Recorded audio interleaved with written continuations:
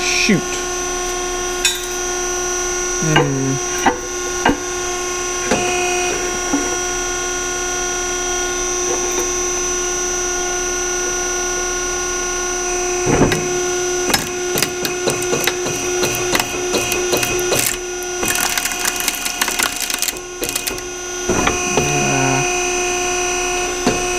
Dadgummit.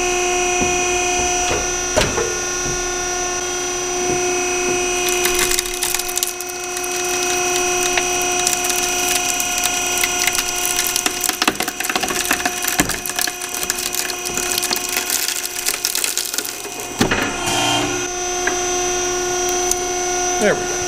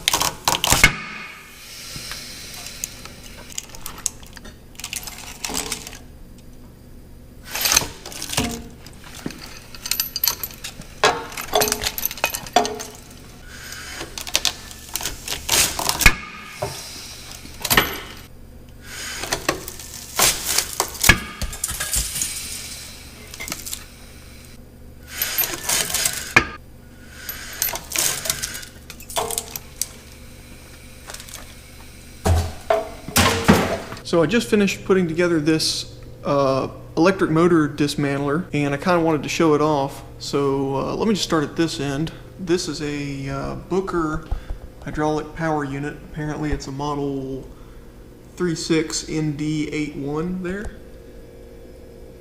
It puts out 2.3 gallons per minute at 3000 psi. It holds 10 gallons of hydraulic oil in a 15-gallon reservoir. It is 3-phase, so I'm powering it with one of these variable frequency device / phase converters. These are a little pricey. They're about $200, or it was when I bought this one, but they're just super convenient. It's just off and on, start, stop, and they'll do all kinds of things. I mean, it's kind of a waste even to use one on a constant RPM application like this. I just used it because it's so convenient, and that takes in 220 volt single phase and puts out 220 volt 3-phase. So then from that little manifold block up there, I have hoses that run down to this valve here. This is just a random valve I had lying around. I think it's for a loader control actually, because it's got neutral and then extend, retract, and then a detemp position for float. If I was going to do it again, I would get a valve that has a detemp position for retract, like a log splitter valve. That way you could be retracting the blade hands-free and be getting another one ready, but it's not a big deal. And then I just mounted the valve and the VFD to the frame with some clamps, just in case I wanted to move it later. I didn't want to drill holes in the press frame.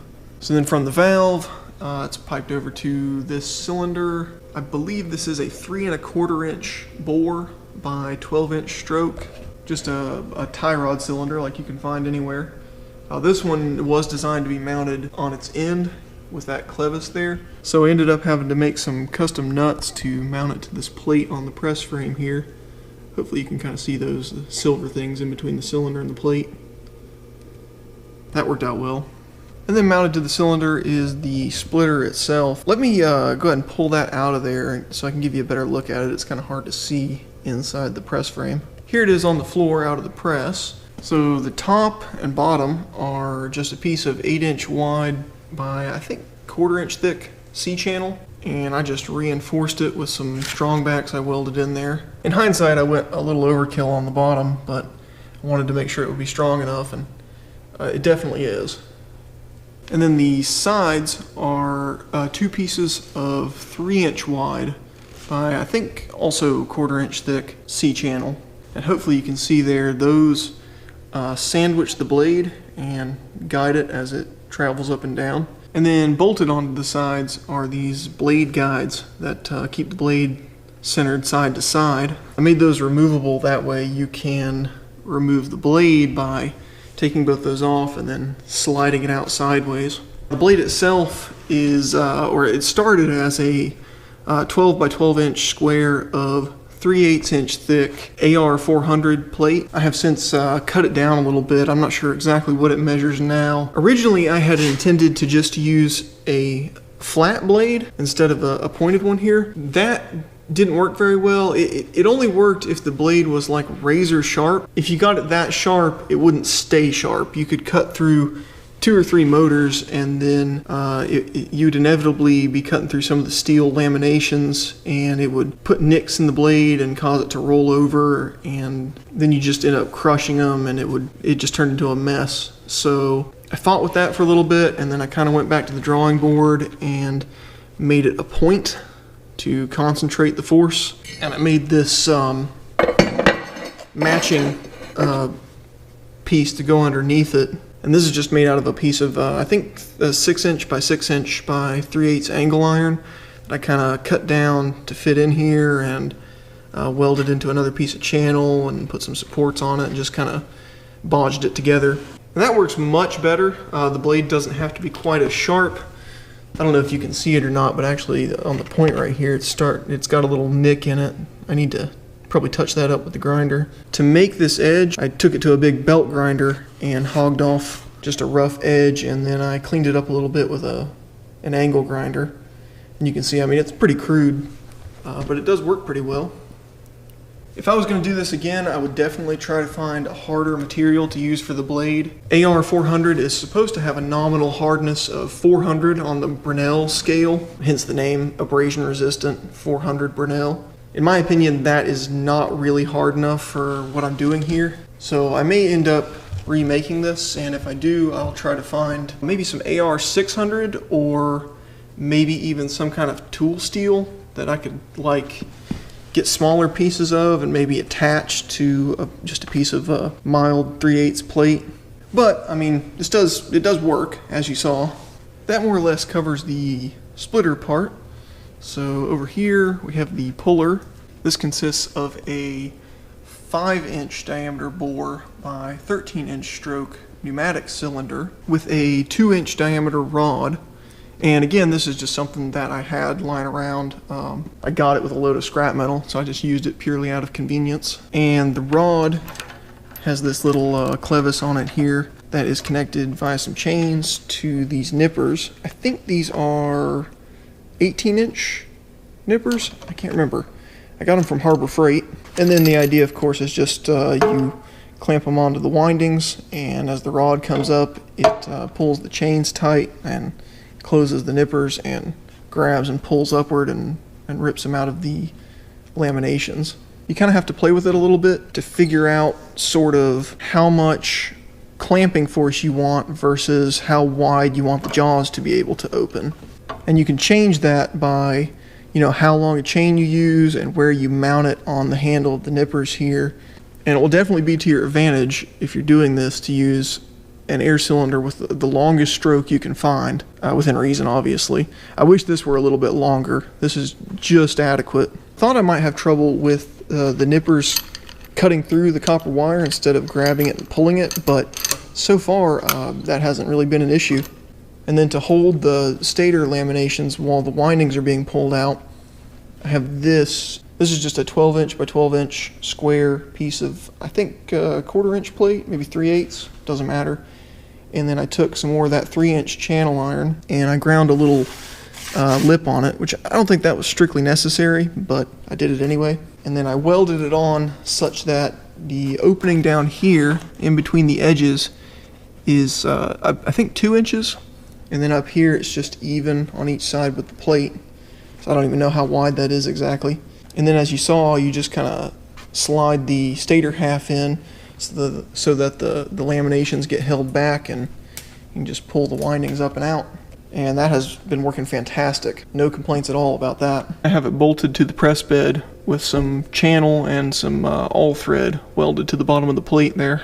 Actually, I threaded the all thread through the plate and then welded it and then ground it flush on the top. That's right. And then finally, to control the air cylinder, I have this foot valve. This is an Airmite V4308. So this is actually a 3-way valve that I'm using as a 2-way valve. I just did that in case I wanted to set up powered return on the air cylinder, but so far it hasn't been needed. And then I just plumbed it up to the air compressor and the cylinder with some hoses and mounted it inside a piece of 6-inch by 6-inch square tubing. That way it doesn't get hurt when you drop electric motors on it. And that has been working really well. That was really reasonably priced too. I bought that new and it was only like $100 after shipping from Airmite Direct.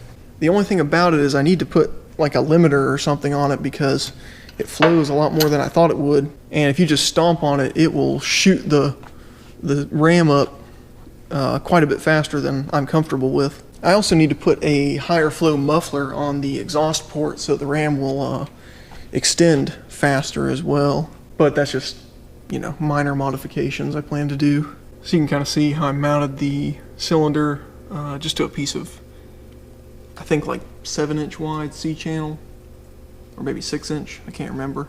There's not nearly as much force on this pneumatic cylinder as there is on the hydraulic one, so you don't have to build anything as sturdy. And this is what the blade looks like when it's fully extended. You can see it doesn't actually bottom out on the mating piece. It just gets close enough to cut through all the windings. There's a lot of little nuances about all this, but probably the most important thing that I've figured out so far is you've got to find a way to keep the blade traveling perfectly coplanar with the steel laminations. So it's got to be stabilized this way and this way. It can slide around a little bit this way because, you know, it's sliding up and down anyway. But if you let it twist or roll at all, there's only so many laminations that it will cut through before it just grabs them and crushes the stator you're trying to cut through and just turns it into a big wad like that one you saw me do a little bit ago. In fact, I was looking at that one and it's a perfect example of what I'm talking about here.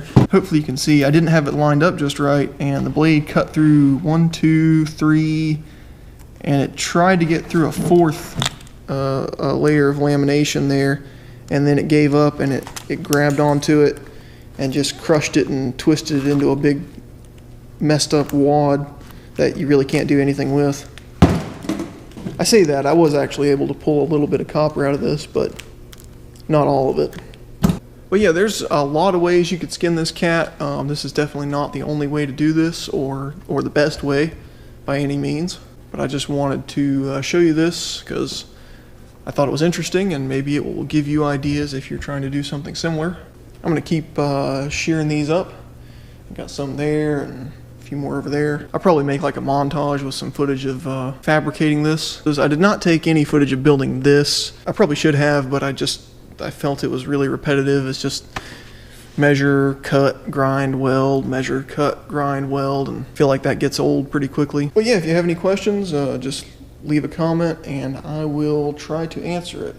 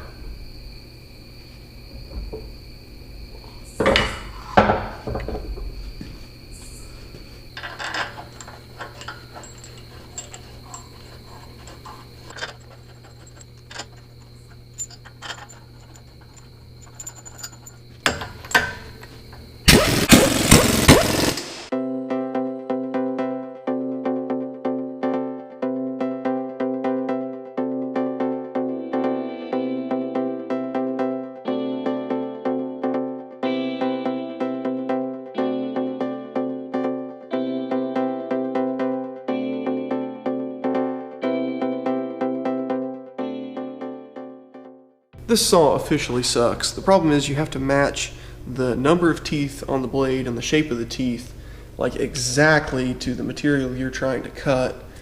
And if you don't have enough teeth, you run the risk of busting teeth off the blade and ruining it. And if you have too many teeth, it cuts really slow and it wears the blade out prematurely.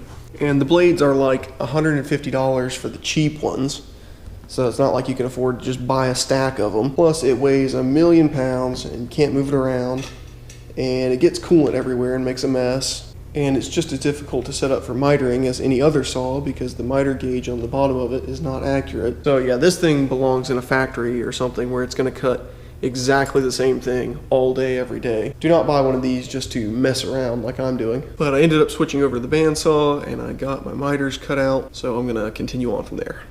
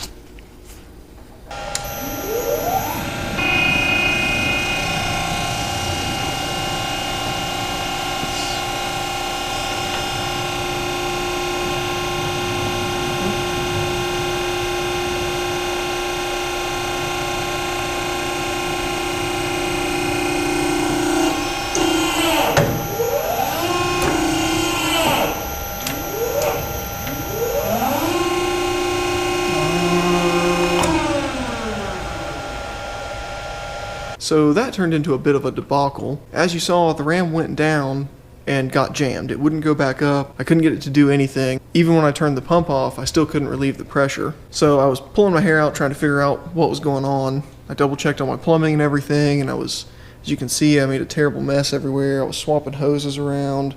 I blew oil all over the tire machine there. It turns out that when the valve is in neutral, at rest, fluid returns from this port. But when the valve is activated, one way or the other, the return fluid comes through this port. So I figured that out eventually, and then I kept messing with it, trying to see if I could change it to where these were connected together. And as it turns out, there is a threaded hole behind where this fitting goes into the valve for this return port. And in that hole was this little brass plug here. So I took that plug out, and now these are connected. So you can just cap one or the other off and use the other one for a return, and it just works like normal.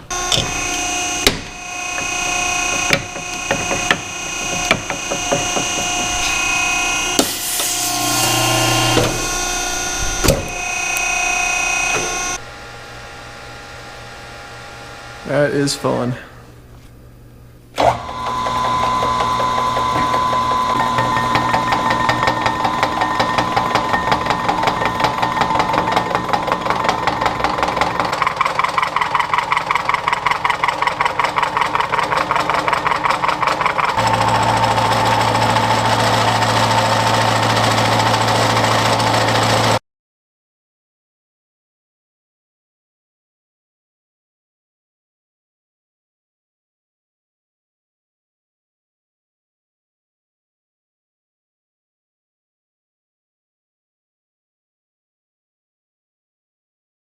Let me see if I can clean this up any with an angle grinder. Okay, that looks quite a bit better, I think. I will definitely not be trying to cut any more AR plate on the mill like that again. That was honestly really abusive, and I probably shouldn't have done that.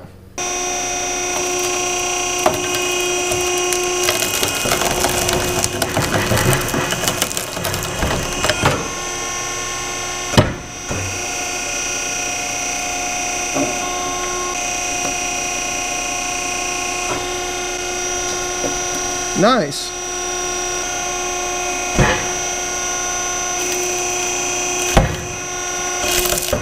Uh-oh. Yeah.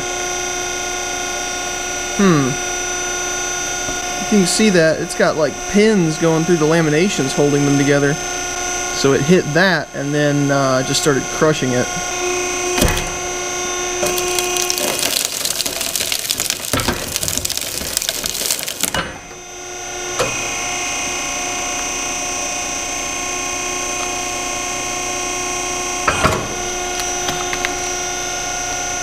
Look at that. That's really cool.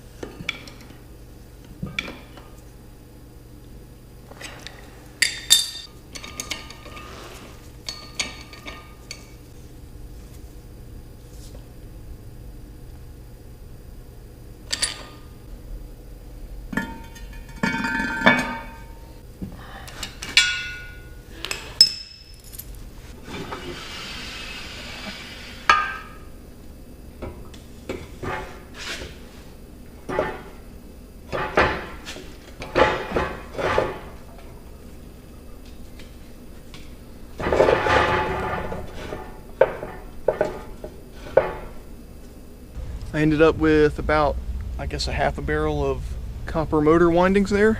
I've also got all the rest of the copper from that big scrap job I did over the summer, and all the sheet metal out of the stators, along with the compressor housings from all those AC units from that same job. I cut those up and stripped the copper out of them as well.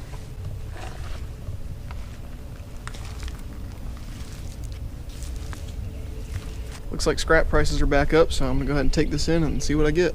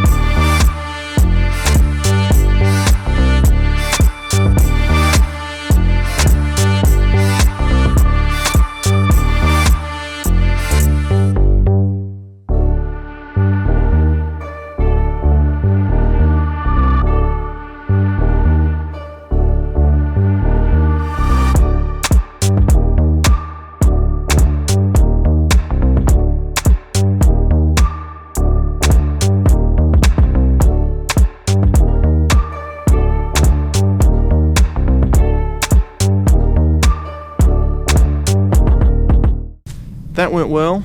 I did have to sort through that one bin because it was supposed to be all number 1 copper, and I accidentally threw some number 2 in it. But it ended up being 1,920 pounds of short steel, 520 pounds of number 2 copper, 98 pounds of number 1 copper, a bunch of miscellaneous stuff, and 21 pounds of bare bright copper. Thanks for watching.